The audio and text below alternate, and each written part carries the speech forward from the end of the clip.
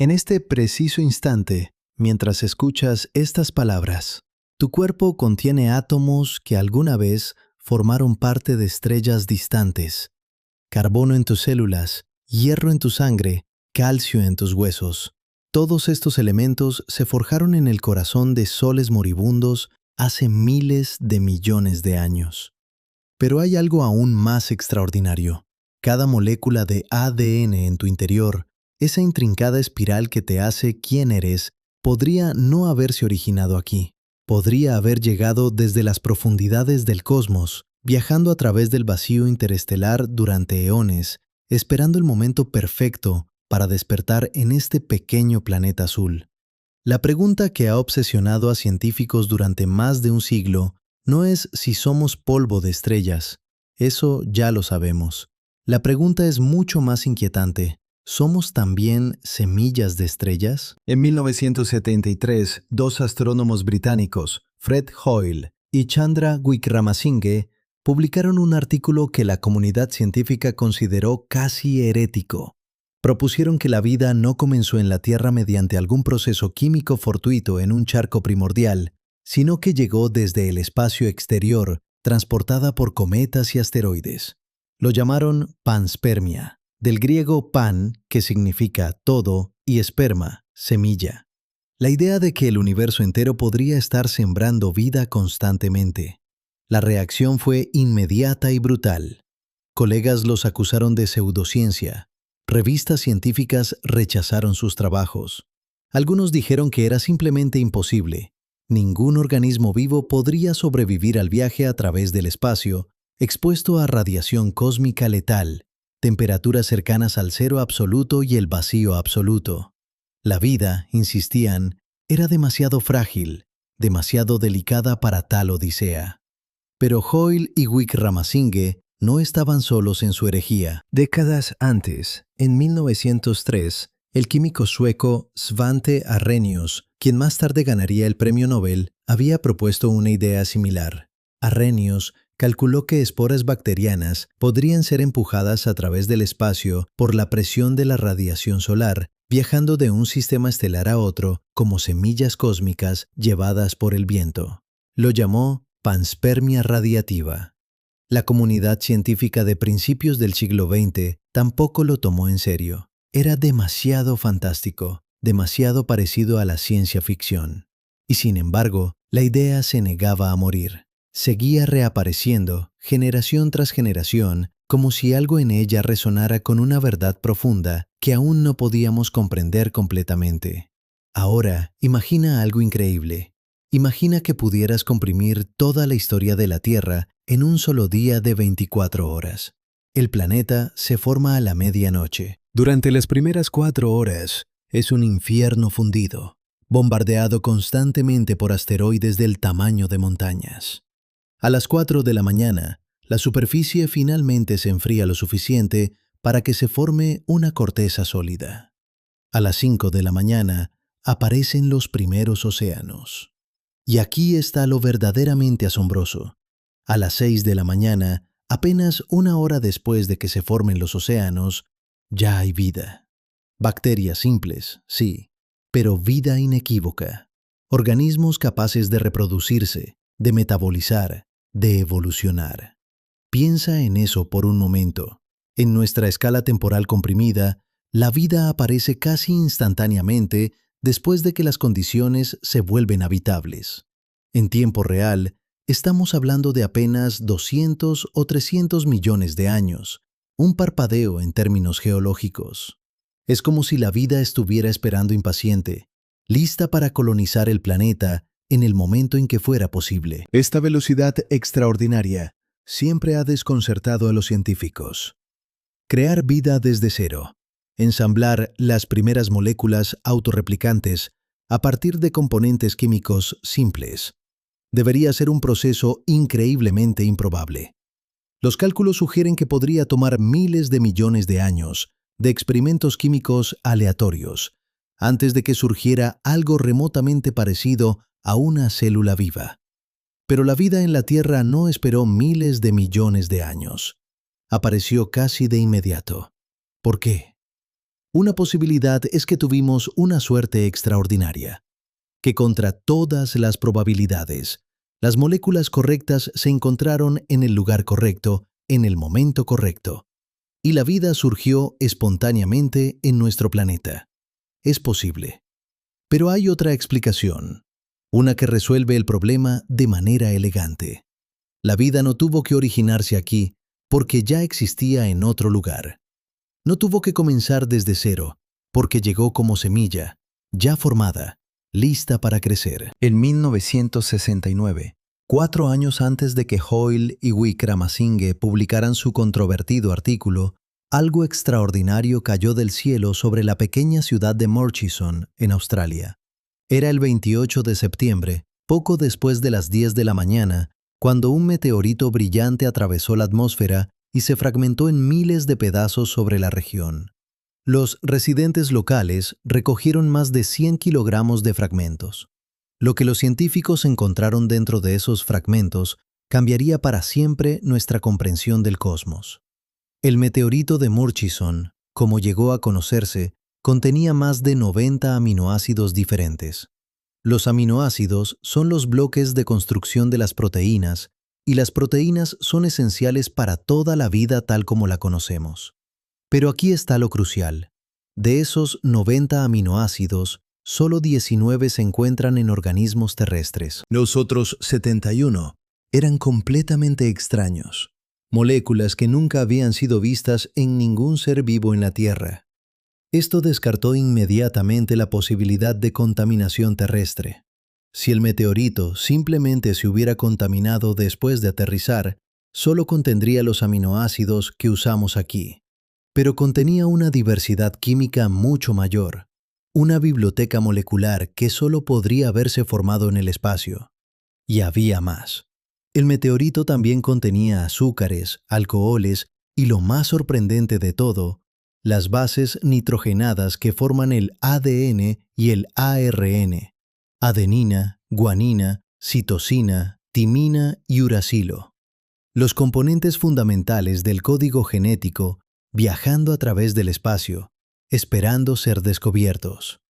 Los escépticos argumentaron que estos eran solo componentes químicos, no vida real.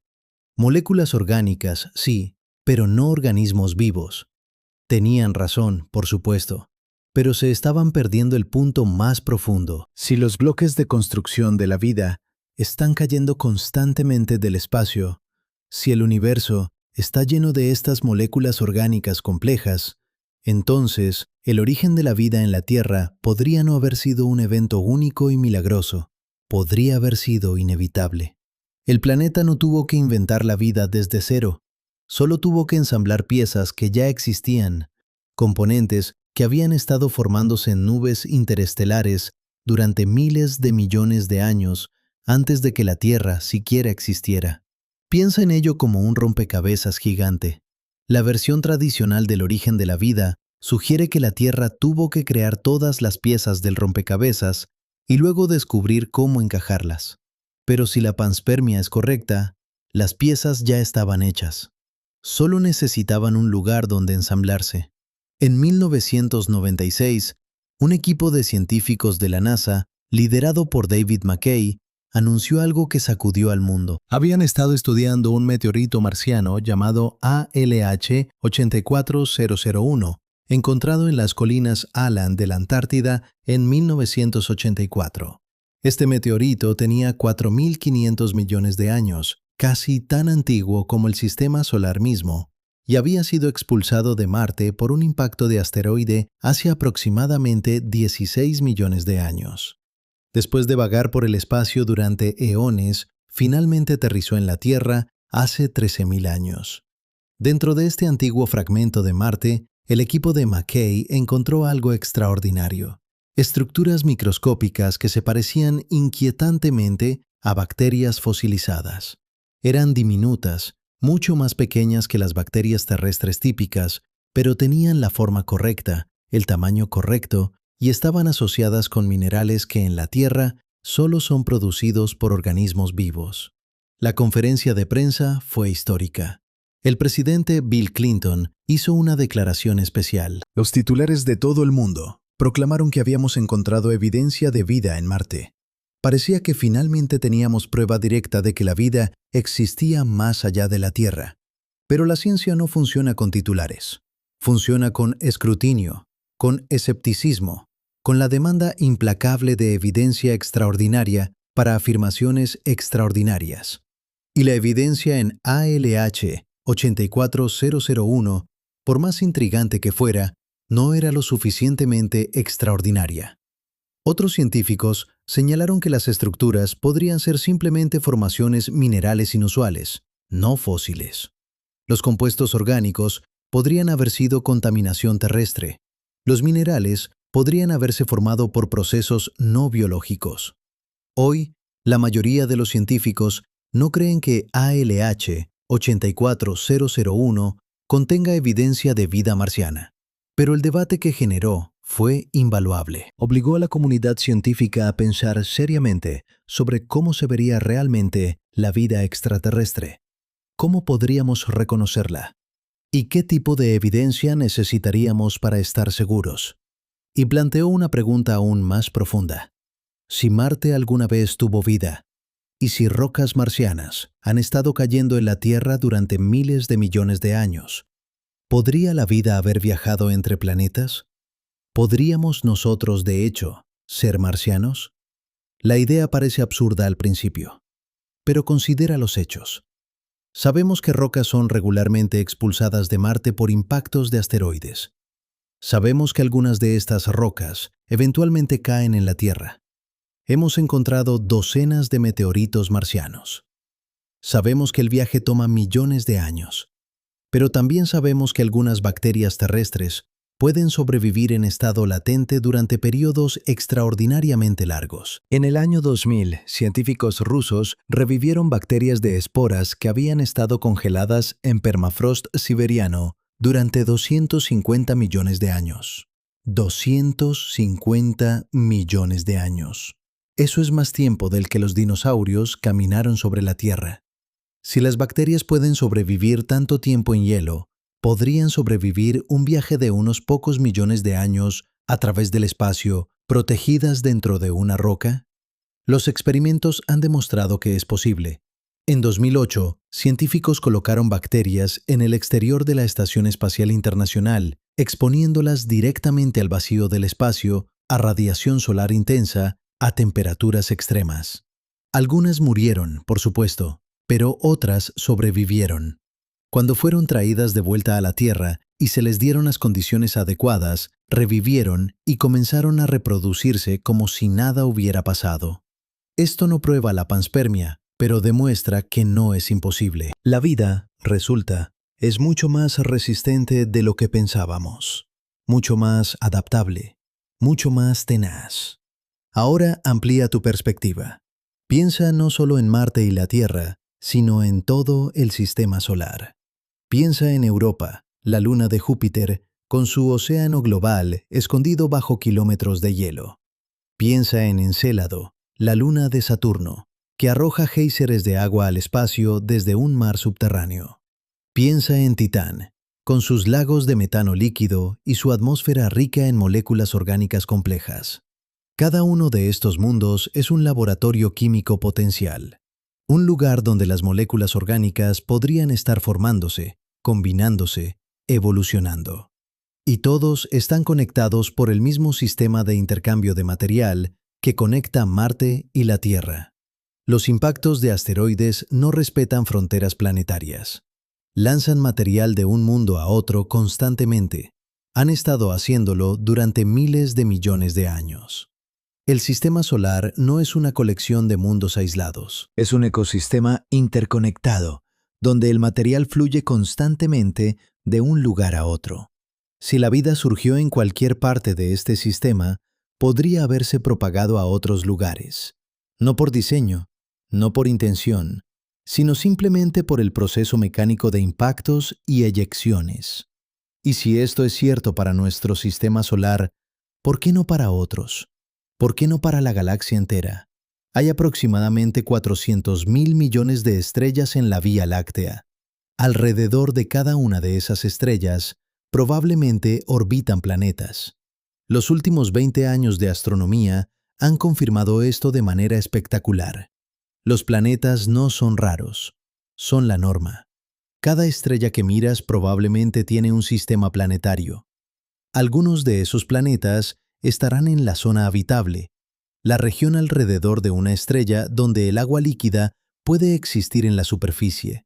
Algunos tendrán las condiciones químicas adecuadas. Algunos tendrán el tiempo suficiente para que la vida evolucione. Y si la vida puede viajar entre planetas en un solo sistema solar, ¿puede viajar entre sistemas estelares? La distancia es mucho mayor, por supuesto, años luz en lugar de millones de kilómetros. Pero el tiempo disponible también es mucho mayor. La galaxia tiene más de 13.000 millones de años. Eso es tiempo suficiente para que incluso los viajeros más lentos crucen distancias inimaginables. Svante Arrhenius calculó que esporas bacterianas, empujadas por la presión de la radiación estelar, podrían alcanzar velocidades de hasta varios kilómetros por segundo. A esa velocidad, cruzar la distancia a la estrella más cercana tomaría decenas de miles de años. Largo para los estándares humanos, pero un parpadeo en tiempo cósmico. Y no necesitan llegar vivas. Recuerda el meteorito de Murchison. No contenía vida, pero contenía los bloques de construcción de la vida. Si esos componentes están siendo constantemente sintetizados en nubes interestelares, constantemente incorporados en cometas y asteroides, constantemente entregados a planetas jóvenes, entonces cada mundo habitable está siendo sembrado continuamente con el potencial para la vida. La pregunta no es si la vida puede propagarse a través del cosmos. La pregunta es si puede evitar hacerlo.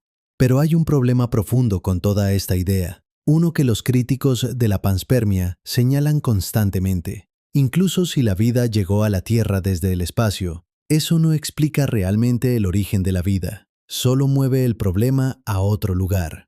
Si la vida comenzó en Marte, ¿cómo comenzó en Marte? Si vino de otro sistema estelar, ¿cómo comenzó allí? En algún momento, en algún lugar, la vida tuvo que originarse desde materia no viva. La panspermia no responde esa pregunta fundamental. Los defensores de la panspermia tienen una respuesta a esto, y es más profunda de lo que parece al principio. Dicen que sí, en algún lugar, la vida tuvo que comenzar. Pero ese lugar no tiene que ser un planeta. Podría ser el espacio interestelar mismo. Las nubes moleculares gigantes entre las estrellas son vastas más allá de la comprensión. Una sola nube puede tener años luz de diámetro y contener la masa de millones de soles. Dentro de estas nubes, las moléculas orgánicas se forman constantemente, protegidas de la radiación destructiva, con miles de millones de años para experimentar con diferentes combinaciones químicas. Estas nubes son frías, apenas unos pocos grados por encima del cero absoluto. Pero el frío no detiene la química, solo la ralentiza. Y cuando tienes miles de millones de años disponibles, incluso las reacciones más lentas eventualmente ocurren. En 2014, astrónomos detectaron moléculas de azúcar en el gas que rodea una estrella joven. No azúcar de mesa, sino glicolaldehído, un azúcar simple que es un precursor de la ribosa, el azúcar que forma la columna vertebral del ARN. Encontraron estas moléculas a 400 años luz de distancia, formándose naturalmente en el espacio, sin necesidad de un planeta, sin necesidad de vida. Si los azúcares pueden formarse en el espacio, ¿qué más puede formarse? ¿Podrían moléculas autorreplicantes simples, los precursores más primitivos de la vida, ensamblarse en estas vastas nubes moleculares? ¿Podría el espacio interestelar ser no solo un medio de transporte para la vida, sino su lugar de nacimiento original? Es una idea radical, pero resuelve el problema del tiempo. En la Tierra, la vida tuvo que originarse en unos pocos cientos de millones de años. Eso parece increíblemente rápido para un proceso tan improbable, pero si la vida se originó en el espacio interestelar, tuvo miles de millones de años antes de que la Tierra siquiera existiera. Tuvo todo el tiempo del universo. Y una vez que surgió, una vez que las primeras moléculas autorreplicantes comenzaron a copiarse a sí mismas, podrían haberse propagado, incorporadas en granos de polvo, en cometas, en asteroides, entregadas a innumerables planetas jóvenes a medida que se formaban, sembrando la galaxia con el potencial para la vida. En esta visión, la vida no es un accidente raro que ocurrió una vez en un planeta afortunado. Es una propiedad fundamental del universo, tan inevitable como la formación de estrellas y planetas. El cosmos no está muerto con raras islas de vida. Está vivo, o al menos está constantemente tratando de estarlo en cada lugar donde las condiciones lo permiten. La respuesta llegó de un lugar inesperado, no de un telescopio apuntando al espacio profundo, sino de un laboratorio en Alemania donde científicos decidieron recrear el infierno. En 2011, un equipo del Instituto de Química Física de Gotinga construyó algo extraordinario: un simulador de impacto de cometas. Tomaron aminoácidos simples, los mismos bloques de construcción que encontramos en el meteorito de Murchison. Los mezclaron con hielo y polvo cósmico y luego los sometieron a las condiciones exactas que experimentaría un cometa al estrellarse contra un planeta a velocidades de decenas de kilómetros por segundo. Las temperaturas alcanzaron miles de grados en fracciones de segundo. Las presiones superaron cientos de miles de atmósferas. Era el equivalente a comprimir toda la violencia de un impacto cósmico en un tubo de ensayo. Los científicos esperaban que las moléculas orgánicas se destruyeran completamente, vaporizadas por el calor extremo. Después de todo, los aminoácidos son delicados. Se descomponen fácilmente con calor moderado. ¿Cómo podrían sobrevivir a un impacto que literalmente derrite rocas? Pero cuando analizaron los resultados, encontraron algo que desafió todas las expectativas. Los aminoácidos no solo habían sobrevivido, se habían unido. Bajo las condiciones extremas del impacto, se habían enlazado entre sí formando cadenas cortas llamadas péptidos. Los péptidos son el primer paso hacia las proteínas, las máquinas moleculares que hacen funcionar toda la vida. El impacto no había destruido los bloques de construcción de la vida, los había ensamblado. Piensa en la paradoja aquí. Durante décadas, los científicos asumieron que los impactos de cometas eran eventos puramente destructivos. Sí, podrían entregar agua y moléculas orgánicas, pero el acto mismo de la entrega, el choque violento contra la superficie planetaria, destruiría cualquier cosa compleja. Pero el experimento alemán demostró que esta intuición era completamente errónea. El impacto no era el enemigo de la complejidad molecular, era su catalizador. La energía extrema, en lugar de romper las moléculas, desproporcionaba exactamente la activación que necesitaban para formar enlaces más complejos. Era como si el universo hubiera diseñado un sistema de entrega que no solo transportaba los ingredientes de la vida, sino que también los preparaba en el proceso.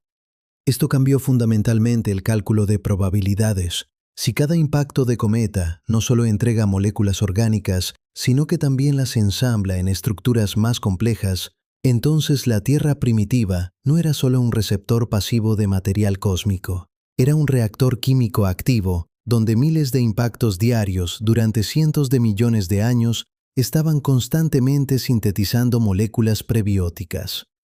No es de extrañar que la vida apareciera tan rápido. El planeta entero era una fábrica de moléculas orgánicas operando a escala industrial.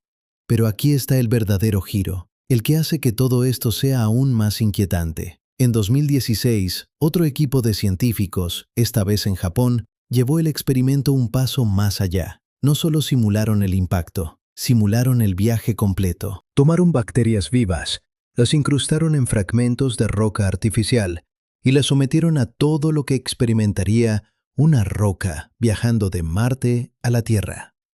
Primero, el impacto inicial que expulsa la roca de Marte, presiones masivas, aceleraciones brutales. Luego, millones de años en el vacío del espacio, radiación cósmica constante, temperaturas oscilando entre extremos. Finalmente, la reentrada atmosférica y el impacto en la Tierra, fricción que genera calor abrasador, desaceleración que genera fuerzas gravitacionales extremas. Diseñaron el experimento para ser lo más letal posible.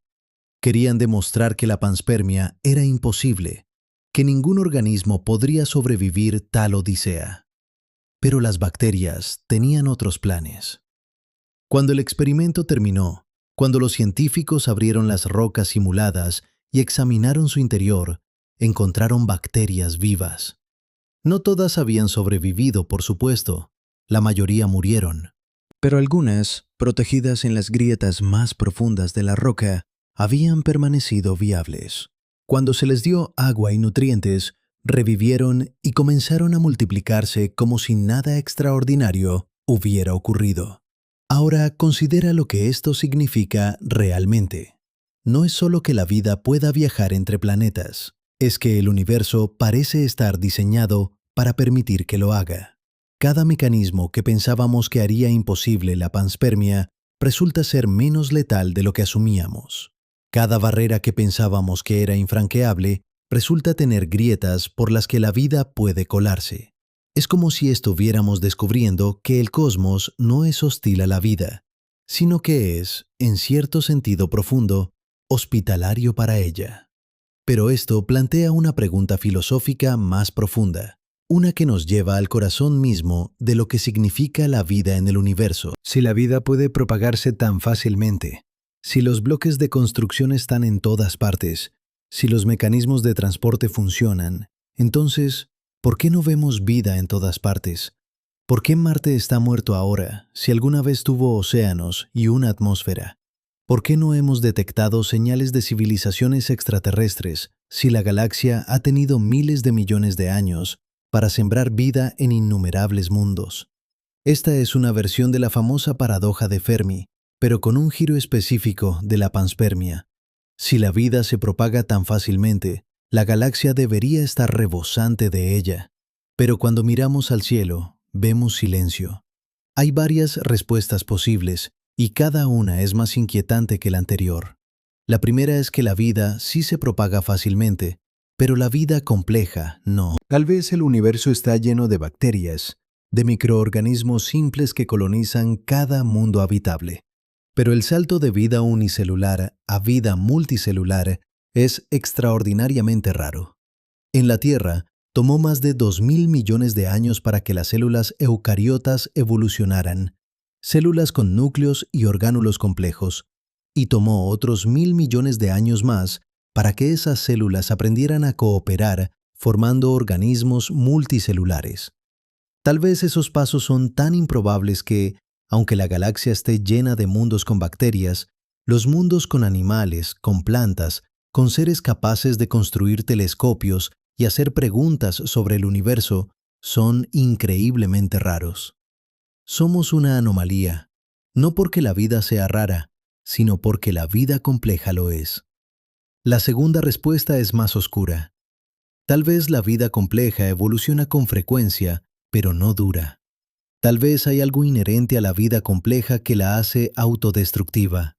Civilizaciones que agotan sus recursos, ecosistemas que colapsan bajo su propia complejidad, inteligencias que desarrollan tecnologías que no pueden controlar.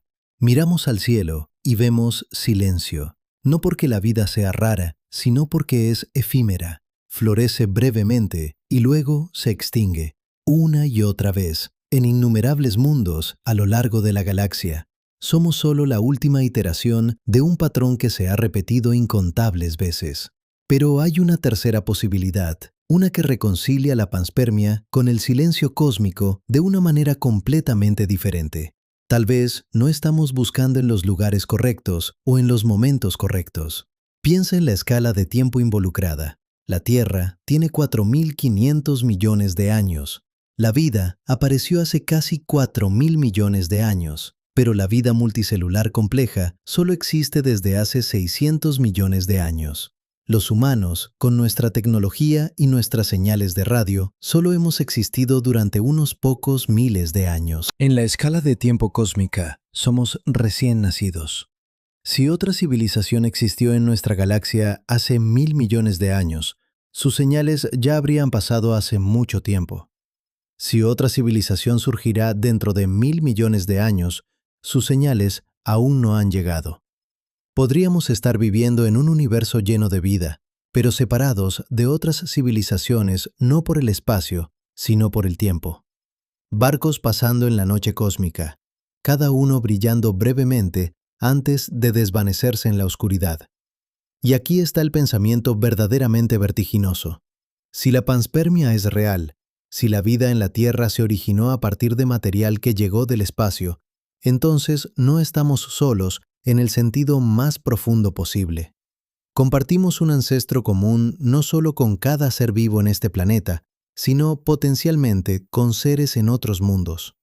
La vida en Marte, si alguna vez existió, podría ser nuestra prima. La vida en las lunas de Júpiter o Saturno, si existe, podría compartir nuestro linaje molecular. Incluso la vida en planetas que orbitan otras estrellas podría rastrear su origen hasta las mismas nubes moleculares que nos dieron origen a nosotros. En 2017, astrónomos detectaron algo que nunca antes habían visto, un objeto interestelar atravesando nuestro sistema solar. Lo llamaron Oumuamua, que en hawaiano significa explorador o mensajero. Era extraño desde el principio. Su forma era inusual, alargada como un cigarro, con una proporción de longitud a anchura de aproximadamente 10:1. Ningún asteroide o cometa en nuestro sistema solar tiene esa forma. Su trayectoria era aún más extraña. Venía de la dirección de la estrella Vega, viajando a 26 kilómetros por segundo en relación con el Sol. Pasó cerca del Sol, giró alrededor de él, y luego salió disparado de nuevo hacia el espacio interestelar, acelerando ligeramente de una manera que no podía explicarse completamente por la gravedad solar. Algunos científicos sugirieron que podría ser una nave espacial extraterrestre, una sonda enviada por otra civilización. La mayoría rechazó esta idea como especulación salvaje, pero todos estuvieron de acuerdo en una cosa. Oumuamua demostró que los objetos viajan regularmente entre sistemas estelares. No es solo teoría, sucede. Y si rocas pueden viajar entre estrellas, entonces la vida también puede hacerlo. No rápidamente, no de manera eficiente, pero dado suficiente tiempo, inevitablemente.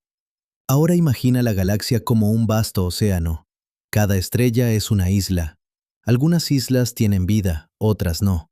Pero el océano no está quieto.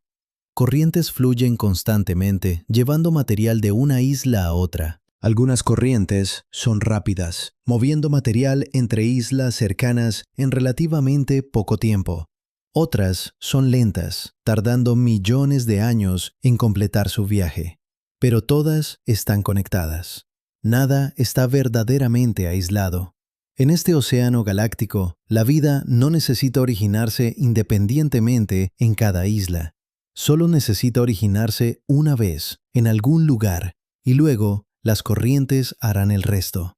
Lentamente, inexorablemente, se propagará.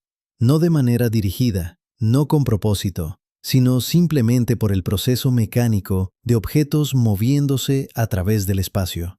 Algunos llegarán a mundos donde las condiciones son adecuadas y la vida florecerá. Otros llegarán a mundos estériles y nada sucederá. Pero con miles de millones de años y miles de millones de mundos, las probabilidades eventualmente favorecen la propagación. Esta es la visión radical de la panspermia en su forma más completa. No solo que la vida en la Tierra vino del espacio, sino que toda la vida en la galaxia podría compartir un origen común. Un solo evento de abiogénesis, un solo momento en que la materia inanimada se volvió viva en algún lugar hace miles de millones de años. Y desde ese único punto de origen, la vida se ha estado propagando, saltando de mundo en mundo, adaptándose a nuevos entornos, evolucionando en innumerables formas, pero siempre llevando consigo el código genético fundamental que la marca como parte de la misma familia cósmica. Pero ¿cómo podríamos probar esto? ¿Cómo podríamos saber si la vida en la Tierra es verdaderamente terrestre o si es una rama de un árbol genealógico mucho más grande? La respuesta está en el código genético mismo. Todos los seres vivos en la Tierra usan el mismo código genético básico. El ADN está hecho de 4 bases nitrogenadas: adenina, timina, guanina y citosina. Estas bases se agrupan en tripletes llamados codones, y cada codón especifica un aminoácido particular.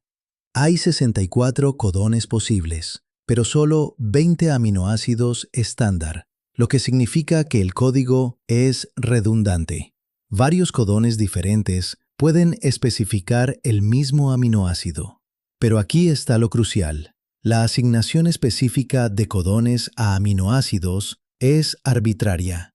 No hay razón química o física por la que un codón específico tenga que especificar un aminoácido particular. Podría especificar cualquier otro aminoácido y el código funcionaría igual de bien. Es como un idioma. No hay razón inherente por la que una palabra tenga que referirse a un objeto específico. Es solo una convención, un acuerdo arbitrario. Pero una vez que se establece la convención, todos los que hablan el idioma tienen que usarla o no podrán comunicarse. El código genético es lo mismo. Es una convención arbitraria, pero una vez establecida, todos los organismos tienen que usarla. Y aquí está el hecho asombroso. Todos los seres vivos en la Tierra, desde las bacterias más simples hasta los árboles más grandes y los animales más complejos, usan exactamente el mismo código. Hay algunas variaciones menores en mitocondrias y en algunos microorganismos, pero el código básico es universal. Esto es evidencia poderosa de que toda la vida en la Tierra desciende de un ancestro común, un organismo que vivió hace miles de millones de años y que estableció el código que todos sus descendientes todavía usan. Pero ahora imagina que encontramos vida en Marte, o en Europa, o en Encélado, y cuando secuenciamos su material genético, si es que usa material genético, encontramos que usa el mismo código que nosotros. Los mismos codones especificando los mismos aminoácidos, las mismas bases nitrogenadas formando la misma estructura de doble hélice. Eso sería evidencia casi irrefutable de panspermia, porque la probabilidad de que dos orígenes independientes de vida desarrollaran exactamente el mismo código genético arbitrario es astronómicamente pequeña. Sería como si dos idiomas completamente independientes, desarrollados por culturas que nunca tuvieron contacto, usaran exactamente las mismas palabras para los mismos conceptos. No sucedería por casualidad. Tendría que haber una conexión histórica. Por otro lado, si encontramos vida extraterrestre y usa un código genético completamente diferente, o no usa ADN en absoluto, sino algún otro sistema de almacenamiento de información, eso sería evidencia de que la vida se originó independientemente. Dos experimentos separados del universo, dos soluciones diferentes al problema de cómo almacenar y transmitir información biológica. Ambos resultados serían profundamente significativos, pero nos dirían cosas muy diferentes sobre la naturaleza de la vida en el cosmos. En 2020, científicos de la NASA anunciaron el descubrimiento de fosfina en la atmósfera de Venus. La fosfina es un gas que en la Tierra solo es producido por procesos biológicos o por actividad industrial humana. No se forma naturalmente en atmósferas ricas en oxígeno como la nuestra. Encontrarla en Venus, un planeta con temperaturas superficiales lo suficientemente altas como para derretir plomo y presiones atmosféricas 90 veces mayores que las de la Tierra, fue completamente inesperado. Inmediatamente comenzó la especulación. ¿Podría haber vida en Venus? No en la superficie, obviamente. Eso es un infierno literal. Pero en las nubes, a unos 50 kilómetros de altura, las condiciones son sorprendentemente templadas. La temperatura es de alrededor de 30 grados Celsius. La presión es similar a la de la Tierra al nivel del mar. Sí, las nubes están hechas de ácido sulfúrico, lo cual es un problema. Pero hay microorganismos en la Tierra que prosperan en ambientes ácidos. ¿Podría haber microbios flotando en las nubes de Venus, produciendo fosfina como subproducto de su metabolismo? La idea parecía descabellada, pero los datos estaban ahí. La fosfina estaba presente en cantidades que no podían explicarse fácilmente por procesos no biológicos conocidos. Luego vino el escrutinio. Otros científicos reexaminaron los datos. Algunos argumentaron que la señal de fosfina podría ser un artefacto, un error en el procesamiento de datos. Otros sugirieron procesos geoquímicos exóticos que podrían producir fosfina sin vida. El debate continúa. Aún no sabemos si realmente hay fosfina en Venus, y mucho menos si es producida por vida. Pero el episodio ilustra algo importante. Estamos en el umbral de poder responder estas preguntas. Tenemos la tecnología para detectar gases en atmósferas de otros planetas. Tenemos la capacidad de analizar su composición química. Pronto, tendremos la capacidad de buscar biofirmas, señales químicas que solo la vida puede producir en planetas que orbitan otras estrellas. El telescopio espacial James Webb, lanzado en 2021, está diseñado específicamente para hacer esto. Puede analizar la luz que pasa a través de las atmósferas de exoplanetas, descomponiéndola en un espectro que revela qué moléculas están presentes. Si encuentra oxígeno y metano juntos en la atmósfera de un planeta rocoso, en la zona habitable de su estrella, eso sería una biofirma potente. En la Tierra, el oxígeno y el metano reaccionan entre sí rápidamente. El hecho de que ambos estén presentes en nuestra atmósfera significa que algo los está reponiendo constantemente. Ese algo es la vida. Las plantas producen oxígeno, las bacterias y otros organismos producen metano. Sin vida, estos gases desaparecerían en relativamente poco tiempo. Si vemos la misma combinación en otro planeta, sería evidencia fuerte, aunque no definitiva, de vida. Y si encontramos vida en múltiples mundos, si descubrimos que es común en lugar de rara, entonces la pregunta de la panspermia se vuelve urgente. ¿Toda esta vida está relacionada? ¿Comparte un origen común? ¿O surgió independientemente en cada lugar?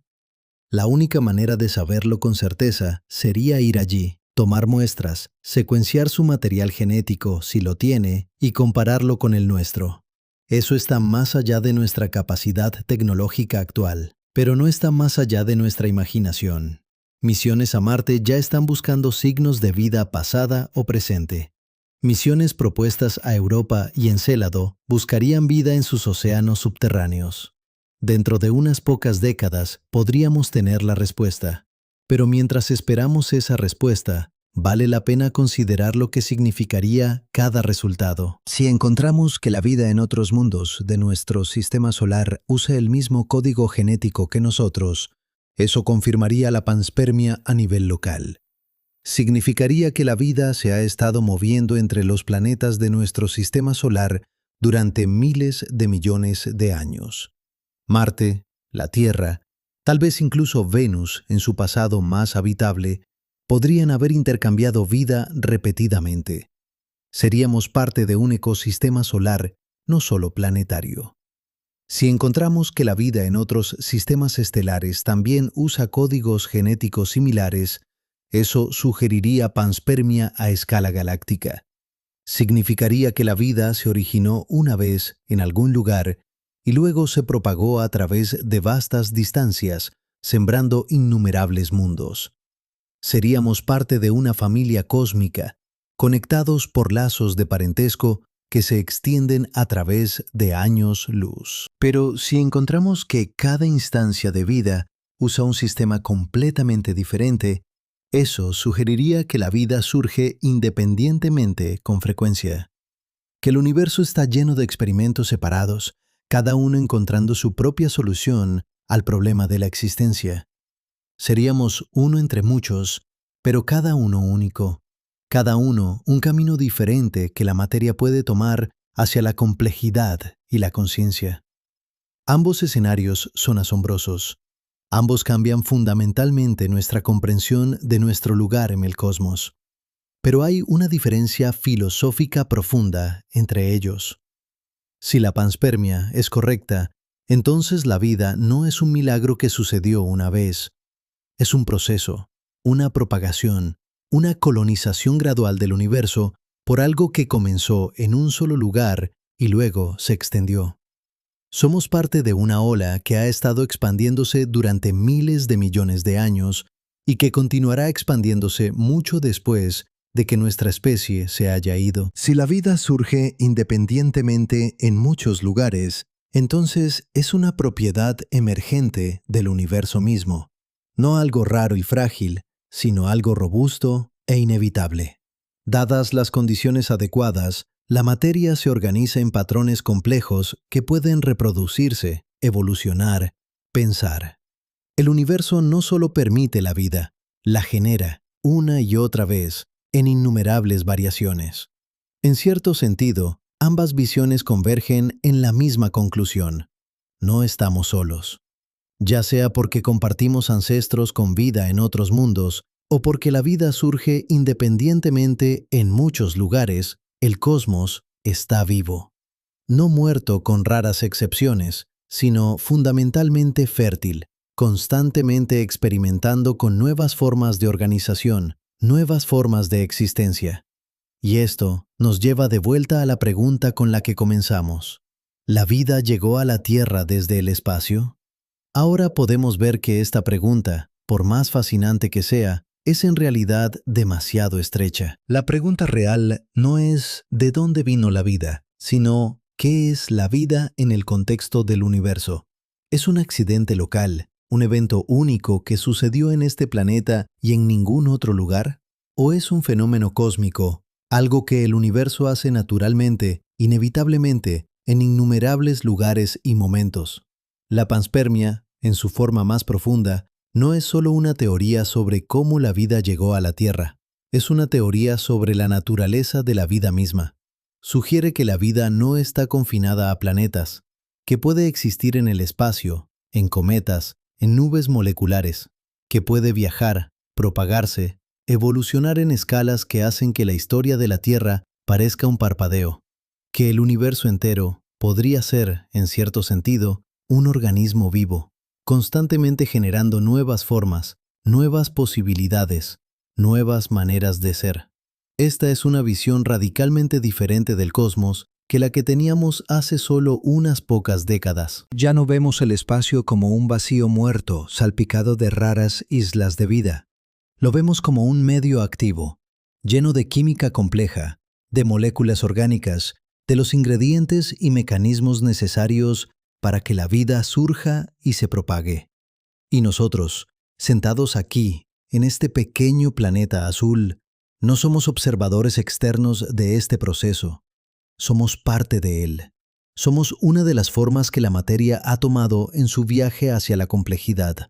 Y si la panspermia es correcta, somos también mensajeros, portadores de un código genético que podría haberse originado en las estrellas y que algún día podría regresar a ellas. Pero aquí está el problema que mantiene despiertos a los científicos por la noche. Si aceptamos que la vida podría haberse originado en el espacio y luego sembrado la Tierra, enfrentamos una contradicción fundamental con todo lo que sabemos sobre biología molecular. Porque resulta que hay evidencia que apunta en la dirección completamente opuesta. En 1953, Stanley Miller era un estudiante de posgrado de 23 años en la Universidad de Chicago. Su asesor, Harold Urey, le propuso un experimento audaz: recrear las condiciones de la Tierra primitiva en un matraz de laboratorio y ver si las moléculas orgánicas podían formarse espontáneamente. Miller llenó un sistema de tubos de vidrio con agua, metano, amoníaco e hidrógeno, los gases que se creía componían la atmósfera terrestre hace 4.000 millones de años. Luego, aplicó descargas eléctricas para simular rayos. Dejó el experimento funcionando durante una semana. Cuando analizó el contenido del matraz, encontró algo extraordinario. El agua, que había comenzado clara, ahora era de color marrón rojizo. Y cuando la analizó químicamente, descubrió que contenía aminoácidos, los bloques de construcción de las proteínas. 5 aminoácidos diferentes se habían formado espontáneamente a partir de gases simples y electricidad. No se necesitó vida. No se necesitó diseño, solo química básica y energía. El experimento de Miller-Urey, como llegó a conocerse, fue revolucionario. Demostró que los componentes básicos de la vida podían formarse naturalmente en condiciones que probablemente existieron en la Tierra primitiva.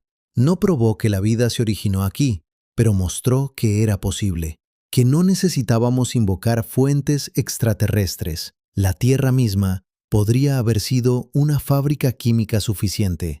Desde entonces, los científicos han refinado y expandido este trabajo.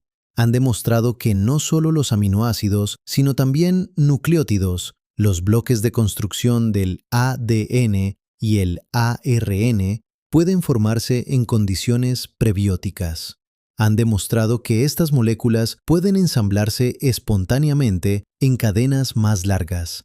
Han demostrado que ciertas moléculas de ARN pueden actuar como catalizadores, acelerando reacciones químicas de la misma manera que lo hacen las enzimas proteicas. Esto llevó a la hipótesis del mundo de ARN, la idea de que antes de que existiera el ADN, antes de que existieran las proteínas, había moléculas de ARN que podían tanto almacenar información como catalizar reacciones. Estas moléculas de ARN podrían haberse copiado a sí mismas, cometiendo errores ocasionales que llevaron a variación, y con variación viene selección. Las moléculas que se copiaban más eficientemente se volvieron más comunes. Las que se copiaban mal desaparecieron. Evolución, en su forma más primitiva, sin células, sin membranas, solo moléculas compitiendo por recursos en un estanque primordial. Si esto es correcto, entonces la vida no necesitó venir del espacio.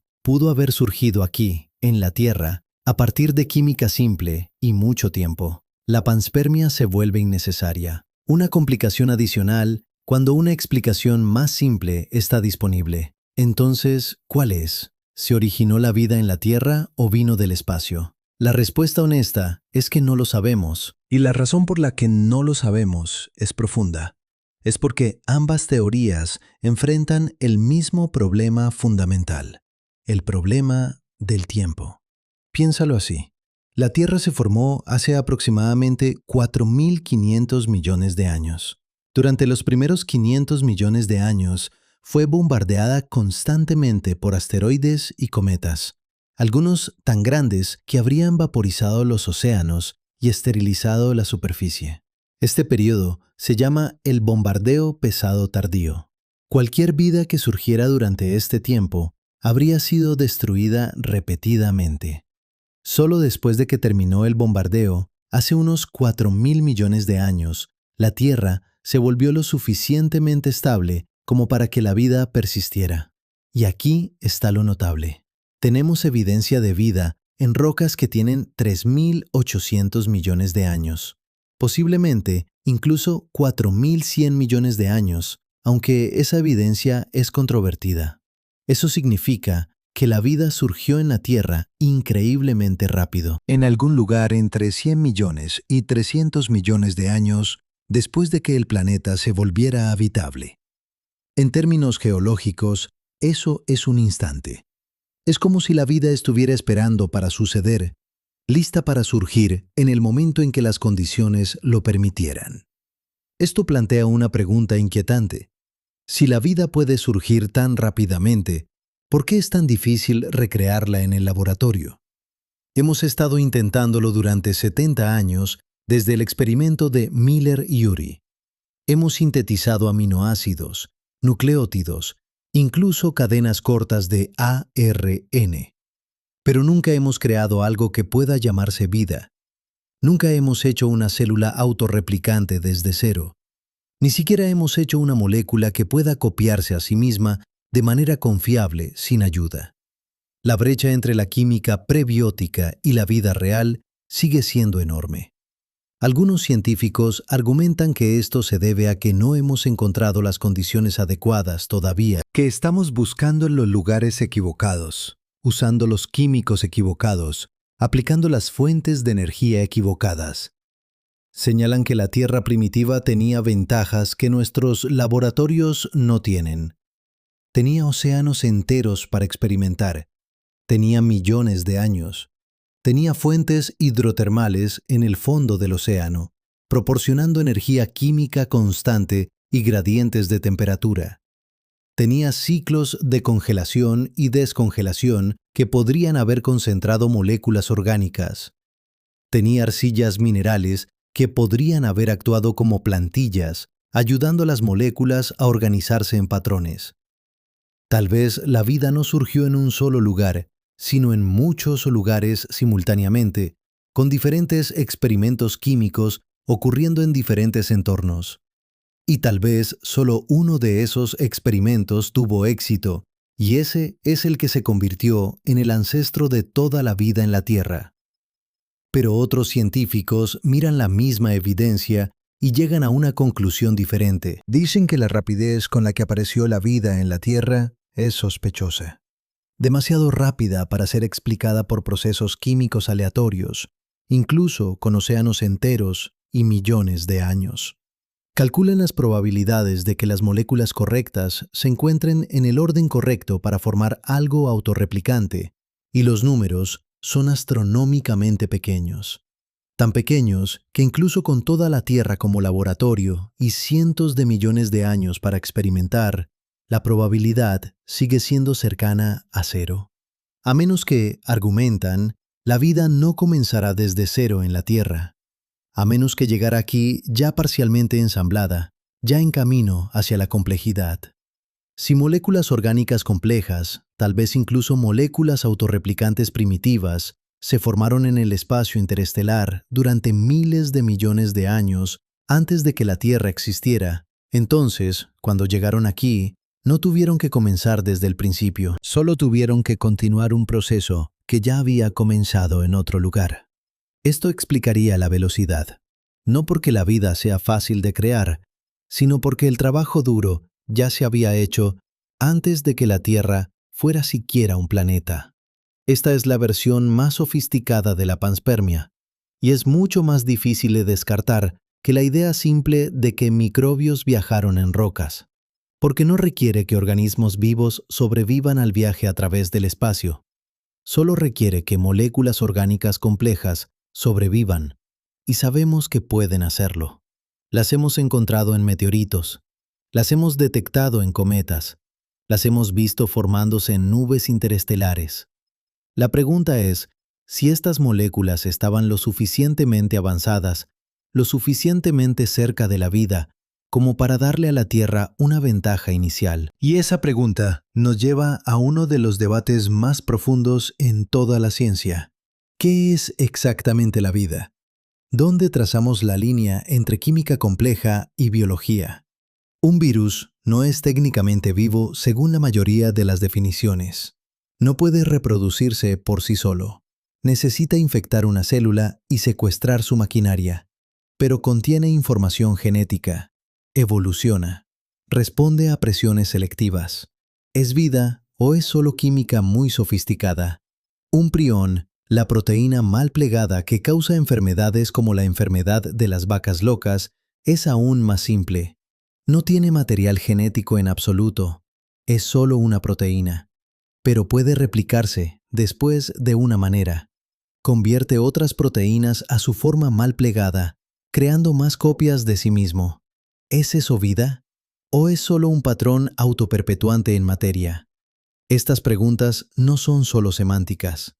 Son fundamentales para entender si la panspermia es siquiera posible. Porque si la vida requiere células, membranas, metabolismo complejo, entonces es difícil imaginar cómo podría sobrevivir en el espacio o formarse allí.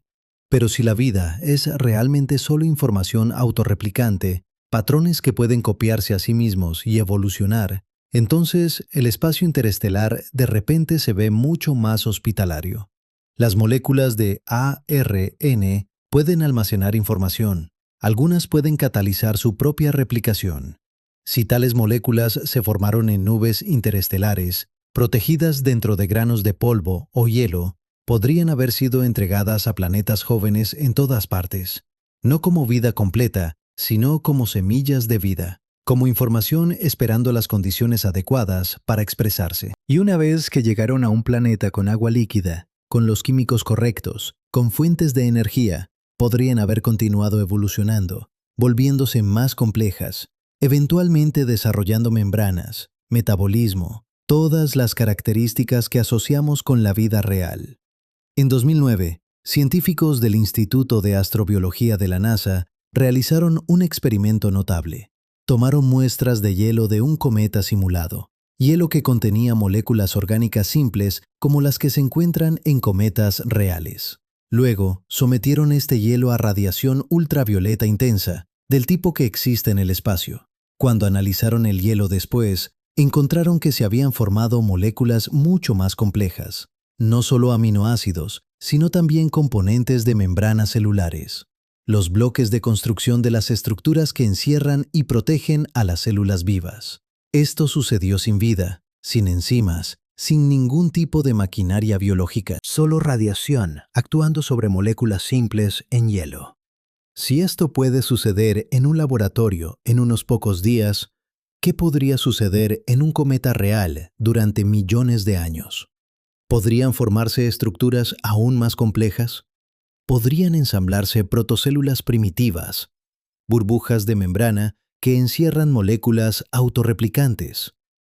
¿Podrían estas protocélulas ser entregadas a planetas listas para comenzar a evolucionar en el momento en que encuentren las condiciones adecuadas?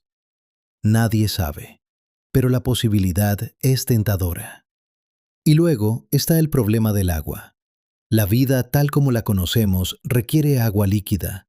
No solo cualquier líquido, sino específicamente agua, porque tiene propiedades únicas que la hacen ideal para la bioquímica. Disuelve una amplia gama de moléculas, permanece líquida en un amplio rango de temperaturas. Tiene tensión superficial que ayuda a formar membranas. Es el solvente perfecto para la vida. Pero el agua líquida es rara en el universo. Requiere condiciones muy específicas, la temperatura adecuada, la presión adecuada. En el espacio, el agua existe principalmente como hielo o vapor. Entonces, si la vida se originó en el espacio, ¿cómo lo hizo sin agua líquida? Una respuesta posible es que no lo hizo, que las moléculas orgánicas se formaron en el espacio, pero la vida real, la química autorreplicante que llamamos vida, solo surgió cuando esas moléculas llegaron a un planeta con agua líquida. El espacio proporcionó los ingredientes, los planetas proporcionaron la cocina. Juntos crearon vida. Esta es una especie de compromiso entre las dos teorías. No es panspermia pura, porque la vida no se originó completamente en el espacio, pero tampoco es origen terrestre puro, porque los ingredientes vinieron de otro lugar. Es una colaboración entre el cosmos y el planeta, entre la química interestelar y la geología terrestre. Pero hay otra posibilidad, más extraña y más intrigante. ¿Y si el agua líquida no es tan rara como pensamos? Sabemos que existe en la Tierra. Sabemos que probablemente existe bajo la superficie de Europa y Encélado. Pero, ¿podría existir en otros lugares menos obvios? En 2017, astrónomos descubrieron que algunos asteroides contienen minerales hidratados, minerales que solo pueden formarse en presencia de agua líquida. Esto significa que, en algún momento de su historia, estos asteroides tuvieron agua líquida en su interior, no en la superficie, donde se congelaría o evaporaría, sino en el interior, calentada por la desintegración radiactiva de elementos como el uranio y el torio. Estos asteroides eran esencialmente reactores nucleares naturales, generando calor durante millones de años, manteniendo el agua líquida en sus núcleos. Y si tenían agua líquida, y si también tenían moléculas orgánicas, que sabemos que muchos asteroides tienen, entonces tenían todos los ingredientes necesarios para la vida. Podrían haber sido incubadoras flotantes, laboratorios químicos en miniatura derivando a través del sistema solar primitivo. La mayoría se habrían enfriado eventualmente, el agua se habría congelado, cualquier química interesante se habría detenido. Pero algunos podrían haber chocado con planetas mientras aún estaban calientes, mientras aún tenían agua líquida en su interior. Y cuando lo hicieron, podrían haber sembrado esos planetas no solo con moléculas orgánicas, sino con química prebiótica activa, reacciones que ya estaban en marcha, ya en camino hacia la vida. Esta idea es especulativa, por supuesto. No tenemos evidencia directa de que sucediera, pero tampoco tenemos evidencia de que no sucediera, y cambia el cálculo de probabilidad de manera fundamental. Porque si la vida podía comenzar no solo en planetas, sino también en asteroides, en cometas, tal vez incluso en granos de polvo interestelar con las condiciones adecuadas, entonces el número de lugares donde podría originarse se multiplica enormemente. Ya no estamos hablando de unos pocos planetas afortunados en zonas habitables. Estamos hablando de innumerables pequeños laboratorios químicos dispersos por toda la galaxia, cada uno experimentando con diferentes combinaciones de moléculas, diferentes fuentes de energía, diferentes condiciones ambientales. La mayoría fallaría, pero con suficientes intentos, durante suficiente tiempo, algunos tendrían éxito. Y una vez que tuvieran éxito, una vez que surgiera algo autorreplicante, podría propagarse, no necesariamente como organismos vivos viajando a través del espacio, sino como información, como patrones moleculares que podrían ser recreados en cualquier lugar donde llegaran los ingredientes correctos. Esto nos lleva a una idea verdaderamente radical, una que borra la distinción entre panspermia y origen terrestre por completo. ¿Y si la vida no tiene un solo origen? ¿Y si surgió muchas veces, en muchos lugares, tanto en la Tierra como en el espacio? ¿Y si lo que llamamos vida es realmente un conjunto de procesos químicos que el universo tiende a producir siempre que las condiciones son adecuadas? En esta visión, preguntar si la vida se originó en la Tierra o en el espacio es como preguntar dónde se originó el fuego. El fuego no tiene un solo origen. Surge espontáneamente en cualquier lugar donde haya combustible, oxígeno y una chispa. Sucedió innumerables veces en la historia de la Tierra, en diferentes lugares, por diferentes razones. Nadie pregunta cuál fue el primer fuego o de dónde vino. Entendemos que es un proceso, no un evento único. Tal vez la vida sea lo mismo. Tal vez no deberíamos estar buscando el origen de la vida, sino entendiendo las condiciones bajo las cuales la vida emerge naturalmente. Y si esas condiciones existieron tanto en la Tierra como en el espacio, entonces la vida podría haber surgido en ambos lugares. Algunas versiones podrían haber comenzado aquí, otras podrían haber llegado desde otro lugar, podrían haberse mezclado, intercambiado material genético, competido, colaborado. La vida en la Tierra podría ser un híbrido, una fusión de múltiples orígenes, tanto terrestres como extraterrestres. Suena a ciencia ficción, pero hay evidencia que apunta en esta dirección. El árbol de la vida, el diagrama que muestra cómo todos los organismos vivos están relacionados entre sí, tiene una estructura extraña en su base. En lugar de ramificarse limpiamente desde un solo ancestro, las ramas más profundas están entrelazadas, conectadas por lo que los biólogos llaman transferencia horizontal de genes. Esto es, cuando los organismos intercambian material genético directamente, no a través de la reproducción, sino a través de otros mecanismos. Las bacterias lo hacen todo el tiempo. Pueden absorber ADN de su entorno, incorporarlo en sus propios genomas, adquirir nuevas capacidades instantáneamente. En las primeras etapas de la vida, cuando las células eran más simples y las barreras entre ellas más permeables, la transferencia horizontal de genes podría haber sido aún más común. Diferentes linajes de vida primitiva podrían haber estado constantemente intercambiando genes, mezclando y combinando diferentes innovaciones evolutivas. Si algunos de esos linajes se originaron en la Tierra y otros llegaron del espacio, el resultado sería exactamente lo que vemos. Un árbol de la vida con raíces enredadas, imposible de rastrear hasta un solo punto de origen. No porque nuestros métodos sean inadecuados, sino porque realmente no hubo un solo punto de origen. Hubo muchos, y todos se fusionaron. Esta es quizás la versión más profunda de la panspermia. No la idea de que la vida vino del espacio en lugar de originarse en la Tierra, sino la idea de que la vida es un fenómeno cósmico que surge en muchos lugares y luego se mezcla, se combina, evoluciona a través de escalas que abarcan planetas y sistemas estelares. En esta visión, no somos puramente terrestres ni puramente extraterrestres. Somos ambos. Somos el producto de 4.000 millones de años de evolución en la Tierra, pero también somos el producto de procesos químicos que comenzaron en las estrellas, en nubes interestelares, en cometas y asteroides. Nuestros átomos se forjaron en supernovas. Nuestras moléculas se ensamblaron en el espacio. Nuestra bioquímica evolucionó en la Tierra. Somos, literalmente, polvo de estrellas que cobró vida. Y si esto es cierto para nosotros, probablemente sea cierto para la vida en cualquier lugar del universo. No hay una división clara entre lo terrestre y lo cósmico. Todo está conectado. Todo es parte del mismo proceso continuo de materia organizándose en patrones cada vez más complejos. Pero incluso si aceptamos esta visión, todavía enfrentamos la pregunta más profunda de todas. ¿Por qué? ¿Por qué el universo produce vida? ¿Por qué la materia se organiza en patrones autorreplicantes?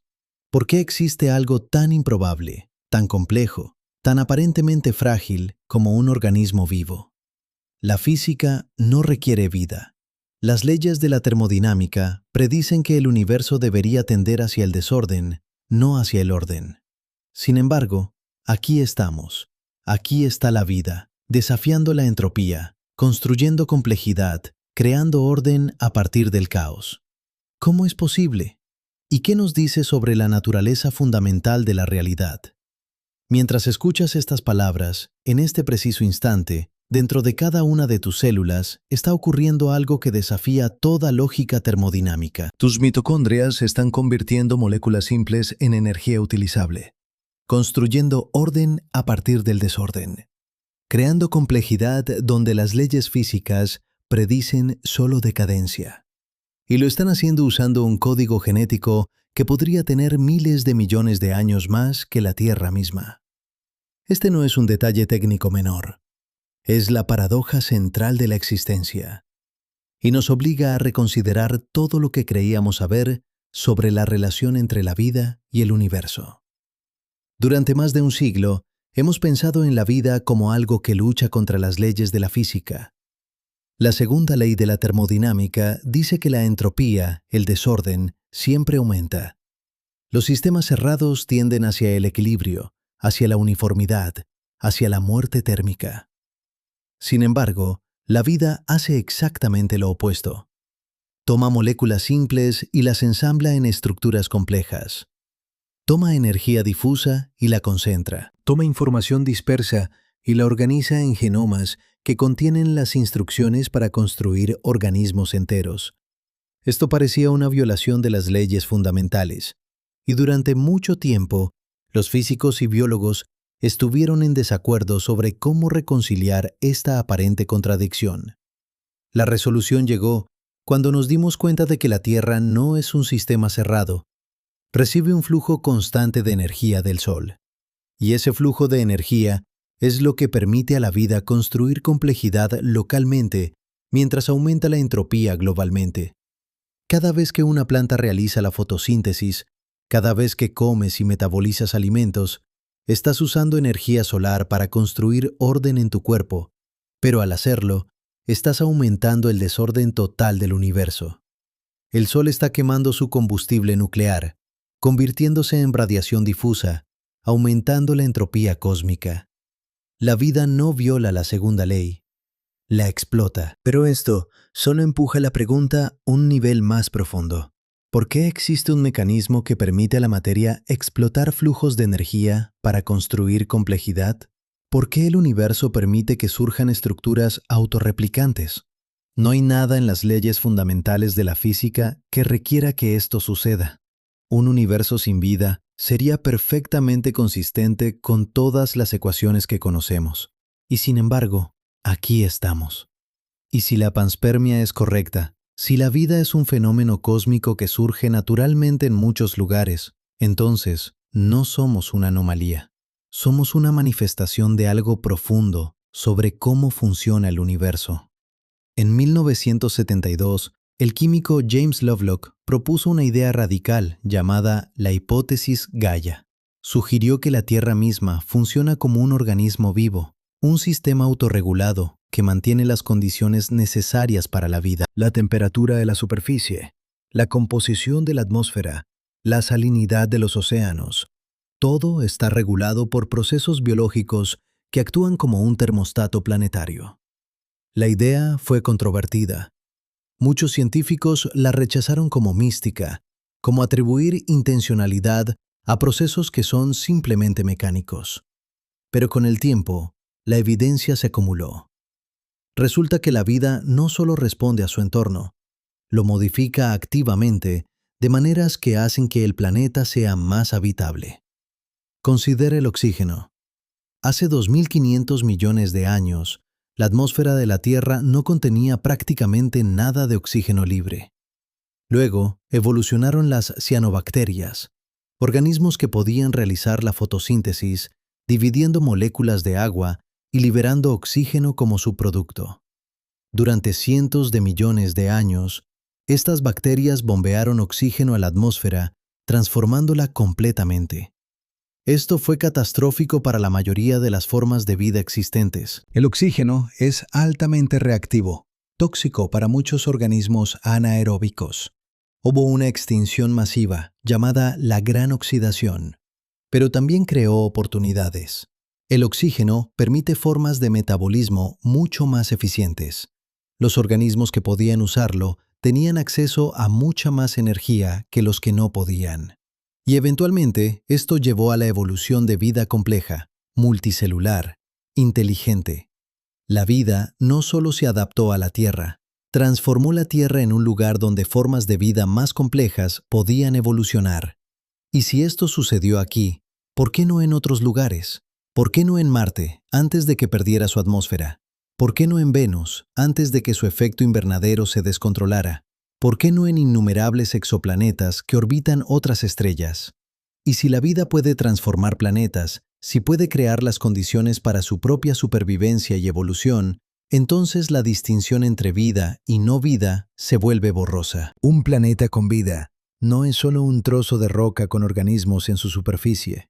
Es un sistema integrado, donde la geología y la biología están entrelazadas de manera inseparable. Esto tiene implicaciones profundas para cómo buscamos vida en otros mundos. No deberíamos estar buscando solo organismos. Deberíamos estar buscando planetas que muestren signos de autorregulación, de procesos que mantienen condiciones fuera del equilibrio químico, atmósferas con composiciones que no pueden explicarse solo por procesos geológicos, ciclos de retroalimentación que estabilizan temperaturas, patrones que sugieren que algo está activamente manteniendo el sistema en un estado habitable. Y cuando encontremos tales planetas, y los encontraremos, tendremos que preguntarnos, ¿están vivos? No en el sentido de que contengan organismos individuales, sino en el sentido de que el planeta entero funciona como un sistema vivo. Y si la respuesta es sí, entonces la panspermia no es solo sobre organismos viajando entre mundos. Es sobre planetas vivos sembrando otros planetas, sobre sistemas estelares enteros funcionando como ecosistemas, sobre la galaxia misma como un organismo que se reproduce, evoluciona, se propaga. Esta visión suena fantástica, pero considera los hechos. Sabemos que la materia fluye constantemente entre planetas. Sabemos que las moléculas orgánicas se forman naturalmente en el espacio. Sabemos que algunos organismos pueden sobrevivir viajes interplanetarios.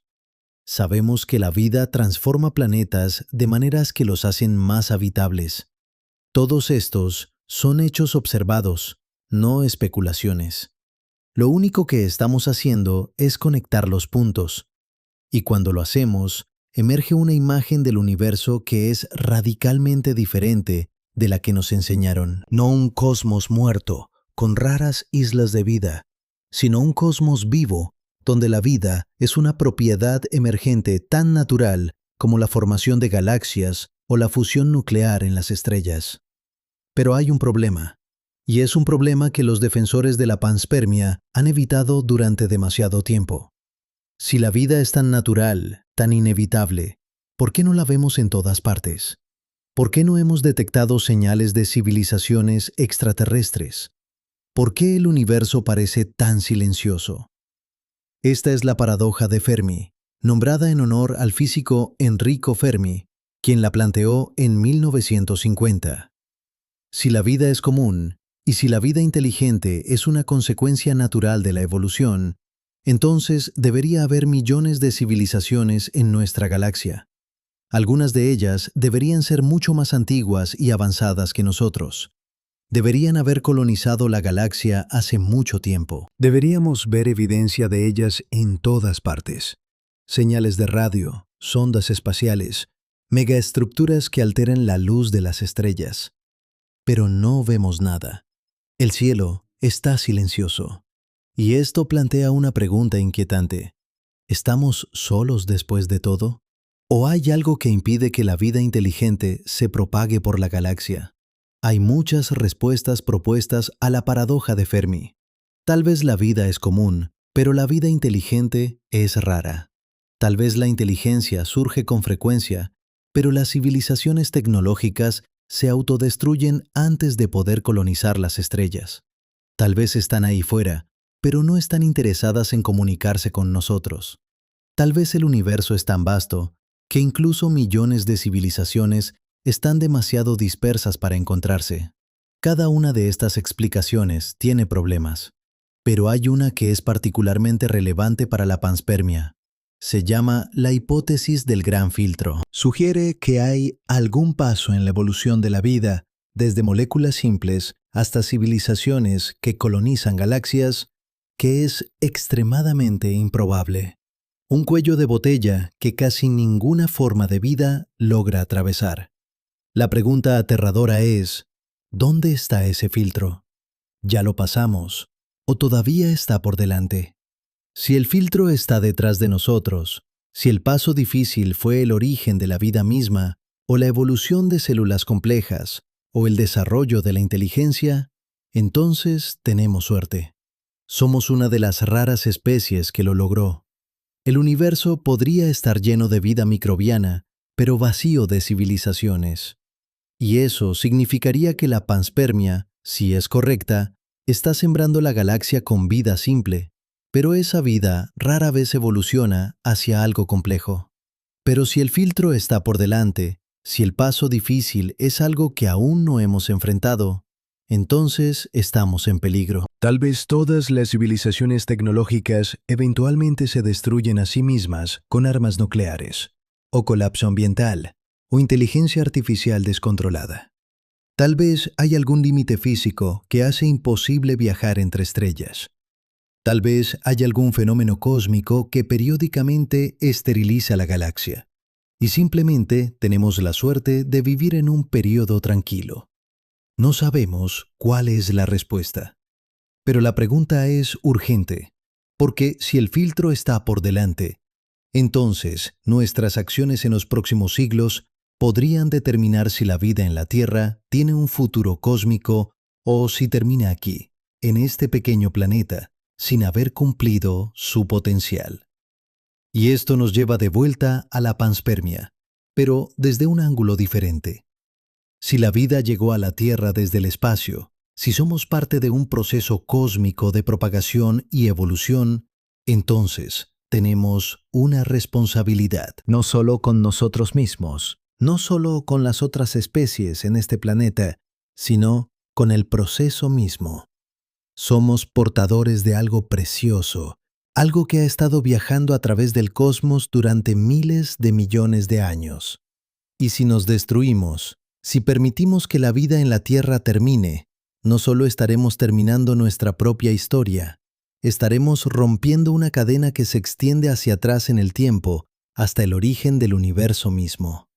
Esto puede sonar melodramático, pero considera lo que sabemos. Sabemos que la vida en la Tierra ha sobrevivido 5 extinciones masivas. Sabemos que ha persistido a través de impactos de asteroides, erupciones volcánicas masivas, edades de hielo, cambios dramáticos en la composición atmosférica. Ha sido increíblemente resistente, pero nunca antes ha enfrentado una amenaza como nosotros. Por primera vez en la historia de la vida en la Tierra, una especie tiene el poder de alterar el planeta entero de maneras que podrían hacerlo inhabitable. Y por primera vez, una especie tiene el conocimiento para entender lo que está haciendo. Sabemos que estamos cambiando el clima. Sabemos que estamos causando una extinción masiva. Sabemos que estamos agotando recursos que tardaron millones de años en formarse. Y sin embargo, seguimos haciéndolo. ¿Por qué? ¿Por qué una especie que ha evolucionado durante miles de millones de años, que ha sobrevivido innumerables desafíos, que ha desarrollado inteligencia y tecnología, actuaría de maneras que amenazan su propia supervivencia? La respuesta, irónicamente, está en la misma evolución que nos creó. La selección natural optimiza para la supervivencia a corto plazo, no para la sostenibilidad a largo plazo. Los organismos que acumulan recursos, que se reproducen rápidamente, que explotan su entorno de manera agresiva, tienden a dejar más descendencia que los que no lo hacen. Y durante la mayor parte de la historia de la vida, esto funcionó bien. Los recursos eran efectivamente ilimitados. El planeta era lo suficientemente grande como para absorber cualquier daño que los organismos individuales pudieran causar. Pero ahora, hemos alcanzado una escala donde eso ya no es cierto. Nuestro impacto es global. Nuestras acciones afectan el sistema climático entero, los océanos enteros, la biosfera entera. Y nuestros instintos evolutivos, que nos sirvieron bien durante millones de años, ahora nos están llevando hacia el desastre. Esta es quizás la prueba final. No la capacidad de desarrollar tecnología, sino la capacidad de usar esa tecnología sabiamente, de superar nuestros instintos de corto plazo y actuar en interés de la supervivencia a largo plazo, de reconocer que somos parte de un sistema más grande y que nuestra supervivencia depende de la salud de ese sistema.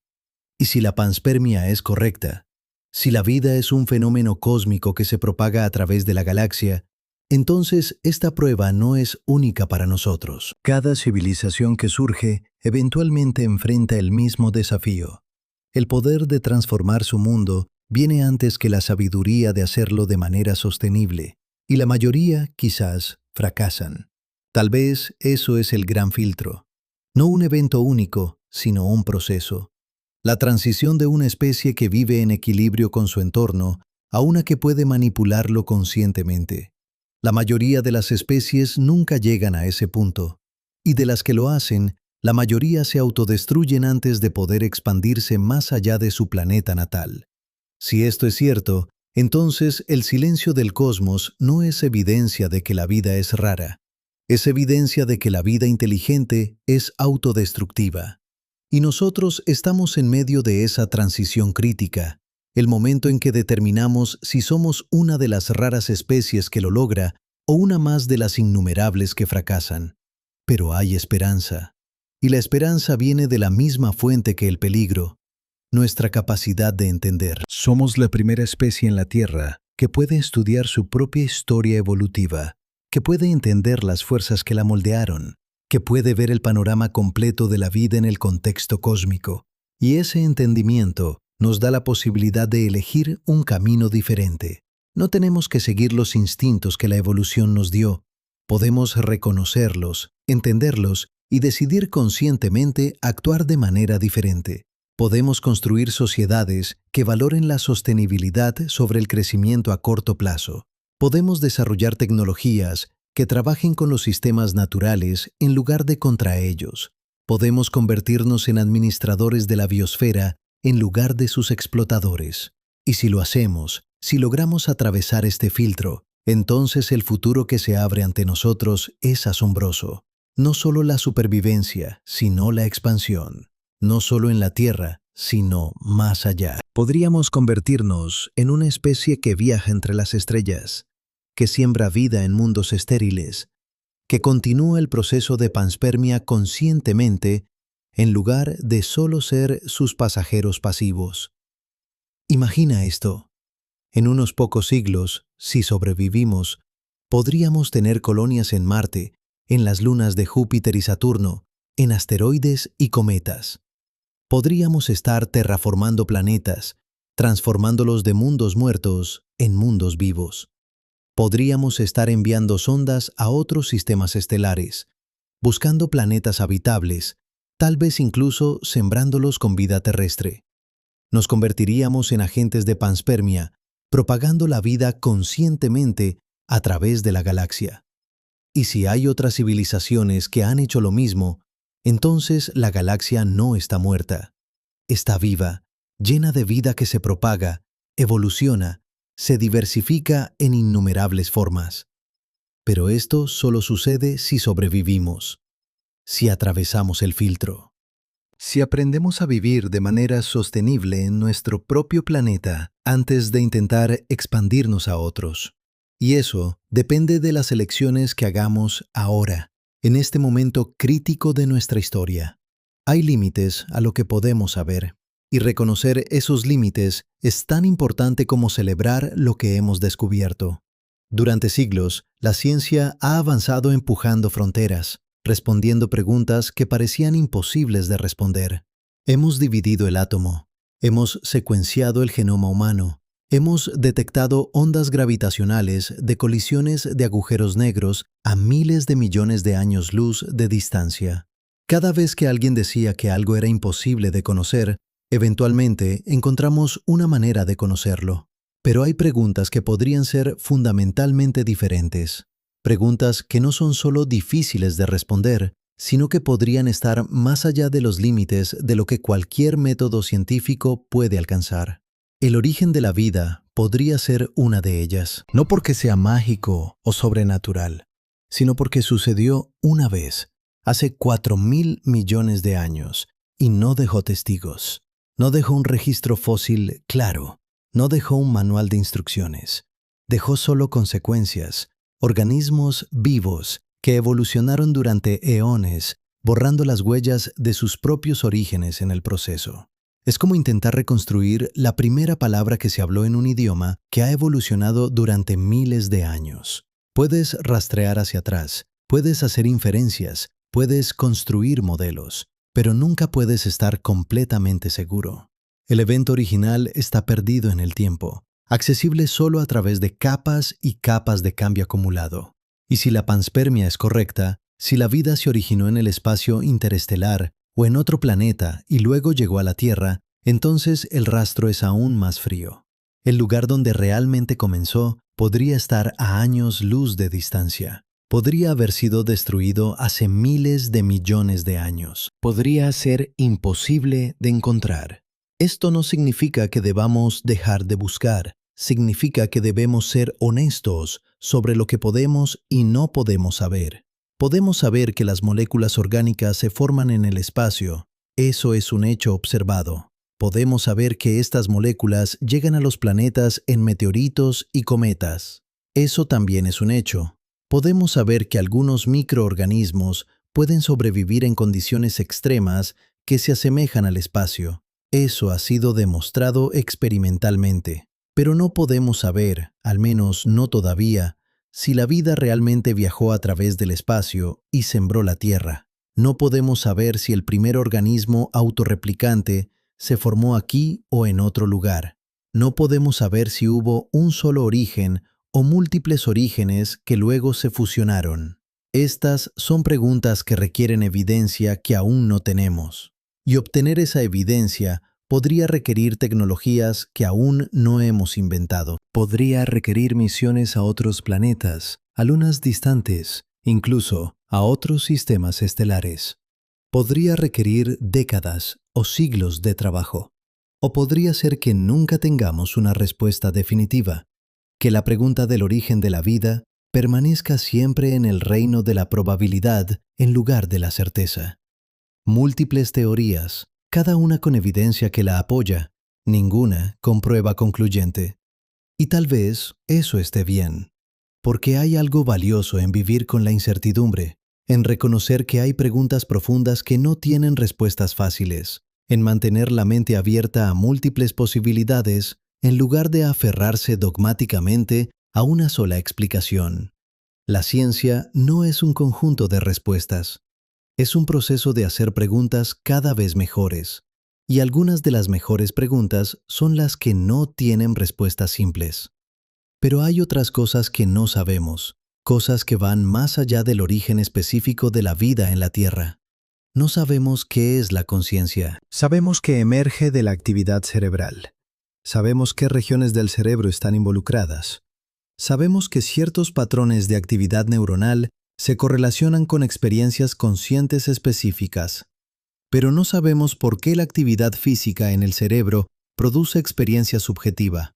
¿Por qué se siente como algo ser tú? Este es el problema difícil de la conciencia y es uno de los misterios más profundos de la ciencia.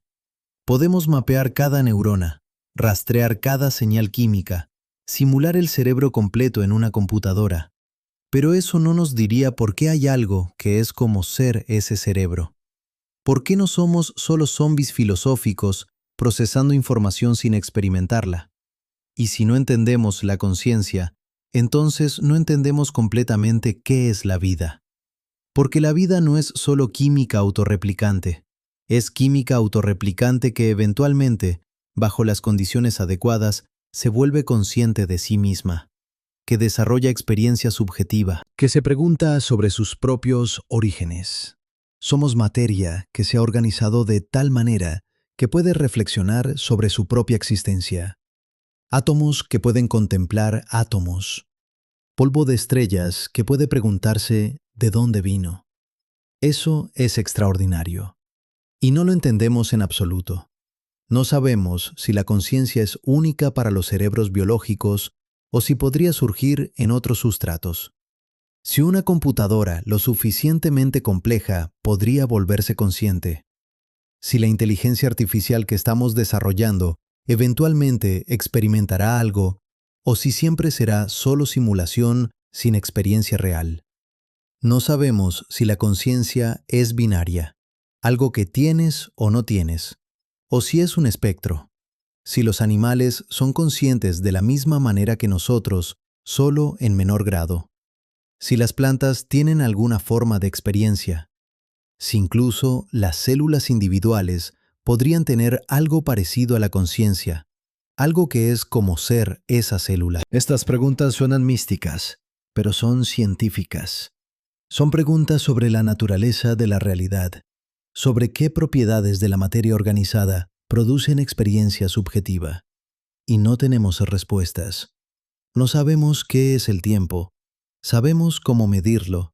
Sabemos que se ralentiza cerca de objetos masivos y a altas velocidades.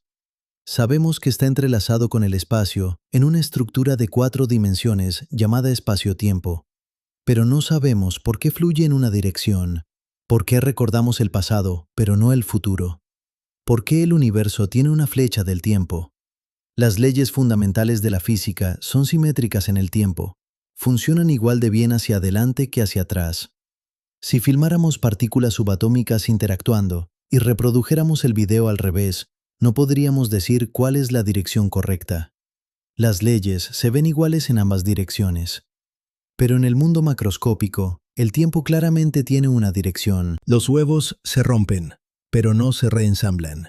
Las personas envejecen, pero no rejuvenecen. La entropía aumenta, pero nunca disminuye. El universo se está expandiendo y enfriando, no contrayendo y calentando. ¿Por qué? ¿Por qué hay una flecha del tiempo en el nivel macroscópico si no la hay en el nivel fundamental? La respuesta estándar involucra entropía y condiciones iniciales del universo, pero eso solo empuja la pregunta un paso atrás. ¿Por qué el universo comenzó en un estado de baja entropía?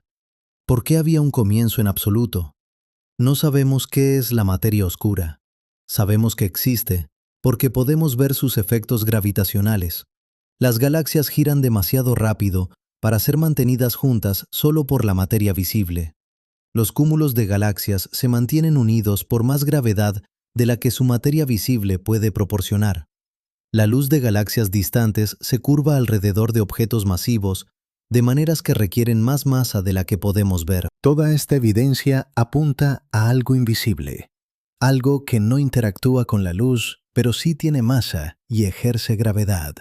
Lo llamamos materia oscura y constituye aproximadamente el 85% de toda la materia en el universo. Pero no sabemos qué es. No está hecha de átomos, no está hecha de ninguna partícula que hayamos detectado. Podría ser un tipo completamente nuevo de materia, algo que existe en una especie de universo paralelo que solo interactúa con el nuestro a través de la gravedad. O podría ser que nuestra comprensión de la gravedad esté equivocada, que las ecuaciones de Einstein necesiten ser modificadas a escalas galácticas, que no haya materia oscura en absoluto, solo una teoría incompleta de la gravedad. No sabemos cuál es la respuesta, y hasta que la sepamos, no entendemos realmente de qué está hecho el universo. No sabemos qué es la energía oscura. Es aún más misteriosa que la materia oscura. Sabemos que existe porque el universo no solo se está expandiendo cada vez más rápido. Algo está empujando el espacio mismo, haciendo que las galaxias se alejen unas de otras a velocidades aceleradas. Lo llamamos energía oscura y constituye aproximadamente el 68% de toda la energía en el universo, pero no tenemos idea de qué es.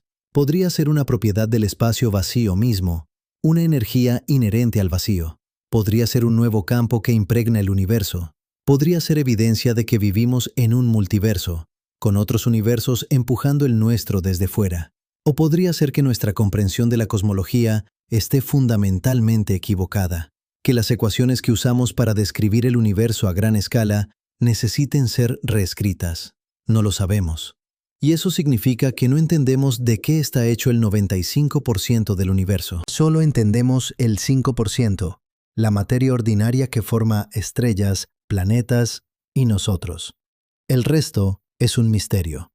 No sabemos si nuestro universo es el único. La teoría de la inflación, que explica muchas características observadas de nuestro universo, sugiere que podrían existir innumerables otros universos, cada uno con diferentes leyes físicas, diferentes constantes, diferentes propiedades. Algunos podrían tener vida, la mayoría probablemente no. Pero no podemos observar estos otros universos si existen. Por definición, están más allá de nuestro horizonte cosmológico, más allá del alcance de cualquier señal que pueda viajar a la velocidad de la luz. Podríamos estar viviendo en un multiverso infinito y nunca saberlo con certeza. No sabemos si las leyes de la física son las mismas en todas partes. Asumimos que lo son. Toda nuestra cosmología se basa en esa suposición.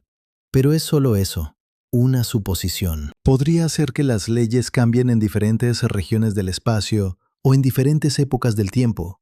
Podría ser que lo que observamos aquí y ahora no sea representativo del universo en su conjunto. No sabemos si el tiempo tuvo un comienzo. El Big Bang marca el comienzo de nuestro universo observable, pero eso no significa necesariamente que fue el comienzo del tiempo mismo. Podría haber habido algo antes, otro universo que colapsó y rebotó, o un estado eterno del que nuestro universo emergió. O podría ser que la pregunta misma no tenga sentido, que el tiempo sea una propiedad emergente del universo, no algo que existía antes de él. Que preguntar qué vino antes del Big Bang sea como preguntar ¿qué hay al norte del Polo Norte? Una pregunta gramaticalmente correcta, pero conceptualmente sin sentido. No sabemos por qué existe algo en lugar de nada. Esta es quizás la pregunta más profunda de todas. Las leyes de la física explican cómo se comporta el universo, pero no explican por qué hay un universo en primer lugar, por qué hay leyes en absoluto, por qué la realidad existe. Algunos filósofos argumentan que esta pregunta está más allá del alcance de la ciencia, que la ciencia puede explicar cómo funciona el universo, pero no puede explicar por qué hay un universo para funcionar, que siempre habrá una pregunta más profunda, una capa más de por qué, que no puede ser respondida por el método científico. Otros argumentan que eventualmente encontraremos una teoría del todo, un conjunto de ecuaciones que explique todo sobre el universo, incluido por qué existe. Que la respuesta está allá afuera, esperando ser descubierta, y que solo necesitamos ser lo suficientemente inteligentes y persistentes para encontrarla. No sabemos quién tiene razón, y tal vez nunca lo sepamos. Pero aquí está lo notable. A pesar de todo lo que no sabemos, a pesar de todos estos misterios profundos, hemos aprendido una cantidad extraordinaria. Hemos mapeado el genoma humano. Hemos fotografiado agujeros negros. Hemos detectado planetas orbitando estrellas distantes. Hemos rastreado la historia del universo hasta una fracción de segundo después del Big Bang. Hemos tomado un pequeño planeta en la periferia de una galaxia ordinaria y hemos usado la materia de ese planeta, organizada en cerebros, para entender la estructura del cosmos. Hemos mirado hacia atrás en el tiempo 13.000 millones de años. Hemos mirado hacia adentro en el espacio hasta escalas más pequeñas que un átomo. Hemos descubierto las leyes que gobiernan todo, desde quarks hasta galaxias. Y lo hemos hecho en solo unos pocos siglos. La ciencia moderna tiene apenas 400 años. La mayor parte de lo que sabemos sobre el universo se ha descubierto en las últimas décadas. Imagina lo que podríamos saber en otros 400 años. En otros 4.000, en otros 4 millones, si sobrevivimos, si no nos destruimos, si continuamos haciendo preguntas, construyendo instrumentos, explorando el cosmos. El futuro del conocimiento es tan vasto como el futuro del universo mismo. Pero hay algo más importante que el conocimiento. Hay asombro. Cuando miras el cielo nocturno y ves miles de estrellas, cada una un sol como el nuestro, muchas con sus propios planetas, algunas de esas planetas potencialmente con vida, sientes algo que ninguna cantidad de conocimiento puede capturar completamente. Cuando sostienes un bebé recién nacido y te das cuenta de que este pequeño ser humano está hecho de átomos que una vez estuvieron en el corazón de una estrella, que viajaron a través del espacio durante miles de millones de años, que se ensamblaron en moléculas, luego en células, luego en este niño único e irrepetible, sientes algo que trasciende la comprensión científica. Cuando cierras los ojos y te das cuenta de que eres consciente, que hay algo que es como ser tú, que experimentas el mundo de una manera que ninguna otra cosa en el universo experimenta exactamente de la misma manera, sientes algo que ninguna ecuación puede describir. Esto es asombro. Y es tan importante como el conocimiento, tal vez más importante, porque el asombro es lo que nos impulsa a hacer preguntas en primer lugar, es lo que nos hace querer entender, es lo que convierte la ciencia de un ejercicio técnico en una búsqueda profundamente humana de significado. Y el asombro no disminuye con el conocimiento, aumenta. Cuanto más aprendemos sobre el universo, más extraordinario se vuelve. Cuanto más entendemos sobre la vida, más milagrosa parece. Cuanto más descubrimos sobre la conciencia, más misterioso se vuelve el simple hecho de existir. La ciencia no mata el asombro, lo profundiza. Cuando aprendes que la luz de las estrellas que ves esta noche salió de esas estrellas hace años, décadas, siglos, que estás literalmente mirando hacia atrás en el tiempo, el cielo nocturno se vuelve más mágico, no menos. Cuando aprendes que cada célula de tu cuerpo contiene el mismo código genético, que ese código ha estado evolucionando durante 4.000 millones de años, que te conecta con cada ser vivo que alguna vez existió, tu propia existencia se vuelve más asombrosa, no menos. Cuando aprendes que el universo comenzó como un punto infinitamente pequeño y caliente y se expandió hasta convertirse en todo lo que existe, que el espacio mismo se está estirando, que el tiempo se ralentiza cerca de objetos masivos, la realidad se vuelve más extraña y más maravillosa de lo que cualquier mito o religión jamás imaginó. El universo real es más asombroso que cualquier cosa que podríamos inventar, y nosotros somos parte de él, no observadores externos, sino participantes. Manifestaciones del universo que se vuelve consciente de sí mismo. Cuando miras una estrella, no es solo un humano mirando un objeto distante, es el universo mirándose a sí mismo. Átomos que se formaron en estrellas, organizados en un patrón que puede percibir y reflexionar sobre otras estrellas. Cuando piensas en el Big Bang, no es solo una mente contemplando un evento pasado, es el universo recordando su propio nacimiento. Cuando te preguntas de dónde vino la vida, no es solo curiosidad, es la vida preguntándose sobre sus propios orígenes. Es el proceso de evolución volviéndose consciente de sí mismo y tratando de entender cómo comenzó. Somos el universo despertando. Somos el cosmos volviéndose consciente. Somos la manera en que el universo se conoce a sí mismo. Y si la panspermia es correcta, si la vida es un fenómeno cósmico que se propaga a través de la galaxia, Entonces, no somos solo el universo despertando aquí en la Tierra. Somos parte de un despertar más grande, un proceso que está ocurriendo en innumerables mundos, en innumerables formas. Cada planeta con vida es un lugar donde el universo está experimentando consigo mismo. Cada organismo consciente es un punto de vista único desde el cual el cosmos se observa a sí mismo. Y todos estamos conectados, no solo por las leyes de la física, sino por la historia compartida. Los mismos átomos, las mismas moléculas, posiblemente el mismo código genético, definitivamente el mismo origen cósmico. Somos familia, no solo los humanos, no solo la vida en la Tierra, sino potencialmente toda la vida en el universo, todos hechos del mismo material, todos productos del mismo proceso, todos parte de la misma historia cósmica. Esta es una visión radicalmente diferente de nuestro lugar en el universo que la humanidad ha tenido durante la mayor parte de su historia.